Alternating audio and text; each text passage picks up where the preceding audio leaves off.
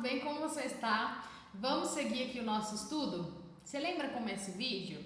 E aqui a gente segue estudando a palavra de Deus em 1 Reis, no capítulo 3. Quando a gente estuda assim, é mais fácil a gente lembrar. Eu lembro que 1 Reis, capítulo 1, fala ali acerca de Adonias, não é? Adonias, que já queria se colocar no lugar de rei.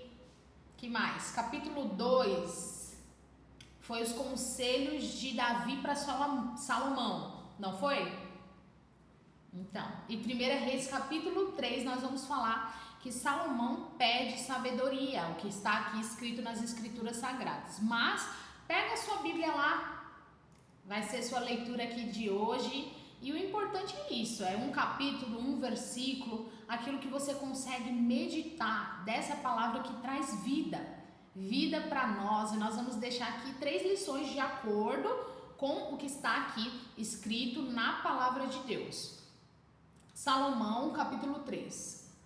Salomão aliou-se a Faraó, rei do Egito, casando-se com a filha dele. Ele a trouxe à cidade de Davi até terminar a construção do seu palácio e do templo do Senhor e do muro em torno de Jerusalém.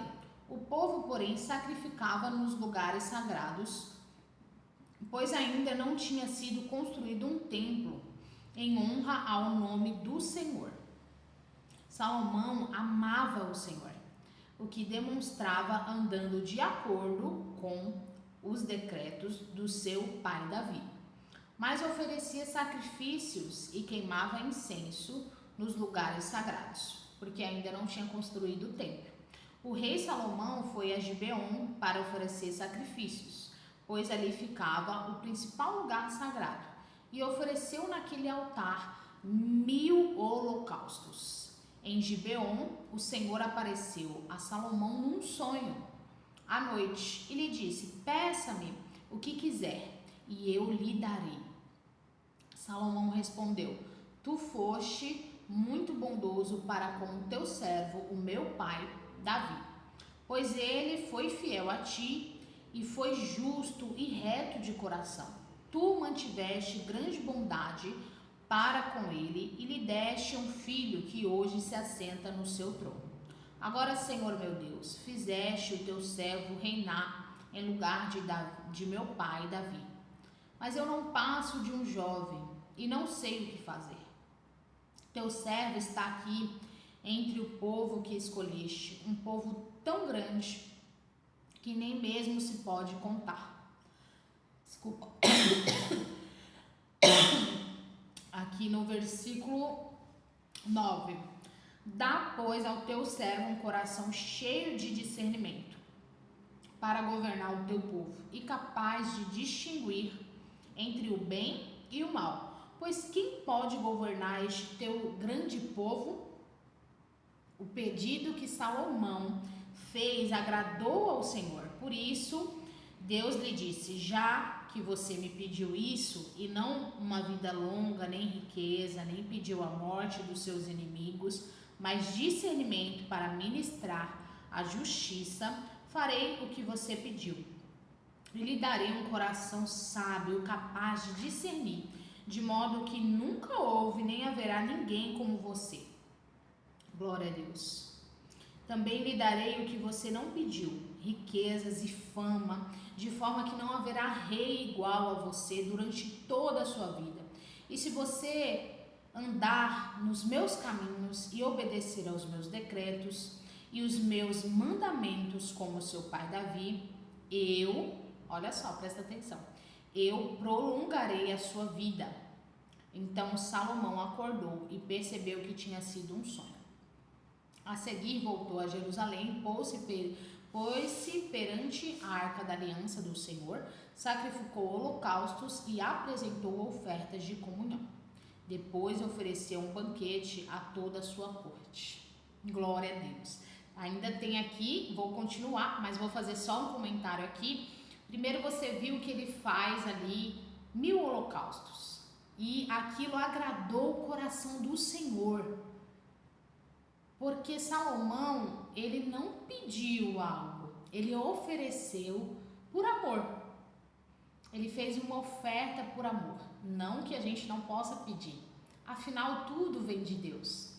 Mas sim, Deus espera que, o quê? Relacionamento. Aquilo agradou o coração, porque Deus é pai. Imagina, quando seu filho te dá um presente, como você se sente? Quando ele quer estar perto de você, te ama. Deus busca, sim, relacionamento com o ser humano, e o fato de nós termos as escrituras sagradas revela isso. Porque Deus quer ser conhecido através das escrituras, ou seja, um Deus que busca relacionamento. E aquilo agradou o coração de Deus, o fato dele ter feito 1000 holocaustos por amor, porque ele amava o Senhor. E aí Deus deu para ele muito mais. Mas o Senhor falou para ele uma coisa, que se ele obedecesse, seguisse os mandamentos até o fim, o Senhor iria prolongar a vida dele. Aqui no versículo 14, e no 15. No 15 fala que ele acordou, né? Mas a verdade é que ele se desviou no final ali da sua vida e ele viveu cerca de 60 anos. Morre cedo, né? Para nós é cedo, porque ele poderia viver até 110, 120, se Deus ali prolongasse os dias dele. Mas a promessa de Deus para ele é o quê? Se você se manter nos meus mandamentos, eu prolongarei os seus dias. Não foi o que aconteceu. Vou continuar aqui no verso 16. Um sábio veredito. Certo dia, 2 prostitutas compareceram diante do rei.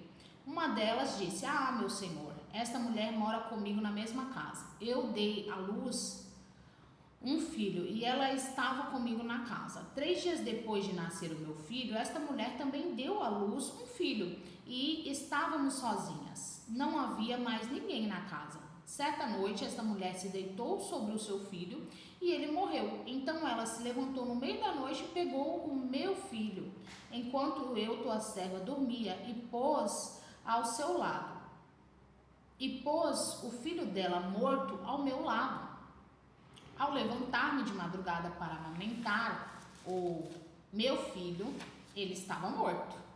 Mas quando olhei bem para ele de manhã, vi que não era o filho que eu dera à luz. A outra mulher disse: Não, o que está vivo é meu filho, o morto é seu. Mas a primeira insistia: Não, o morto é seu, o vivo é meu. Assim elas discutiram diante do rei. O rei disse: Esta afirma: Meu filho está vivo e o seu filho está morto. Enquanto aquela diz: Não, o seu filho está morto e o meu filho está vivo. Então o rei ordenou: Tragam-me uma espada. Trouxeram-lhe, ele ordenou: Cortem a criança viva ao meio e deem metade a uma e a outra metade a outra.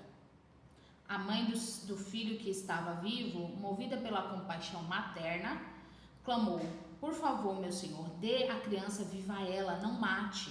A outra, porém, disse: Não será nem minha nem sua, corte-na ao meio. Então o rei deu o seu veredito: Não matem a criança, deem-na à primeira mulher, ela é a mãe.